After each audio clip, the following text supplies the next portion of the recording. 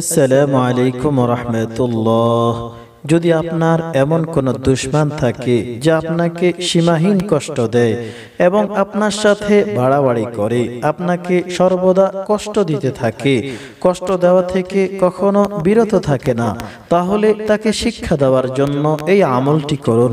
ইনশাআল্লাহ দুশমন থেকে নিরাপদ থাকবেন। ওয়াজিফাটি কিভাবে করবেন? 5 ওয়াক্ত নামাজ অবশ্যই আদায় করবেন এবং ফজরের নামাজের পরে বসে সর্বপ্রথম 21 বার এই দুরূদ শরীফটি পড়ুন। আল্লাহুম্মা সাল্লি আলা মুহাম্মাদিন সাইয়্যিদিল কাহিরিন আলা আ'দাই রাব্বিল আলামিন। অতঃপর এই আয়াতটি 100 বার পড়ুন।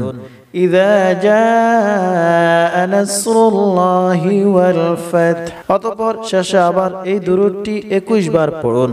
ইনশাআল্লাহ শত্রুর অনিষ্টতা থেকে নিরাপদ থাকবেন, শত্রু থেকে মুক্তি পাবেন।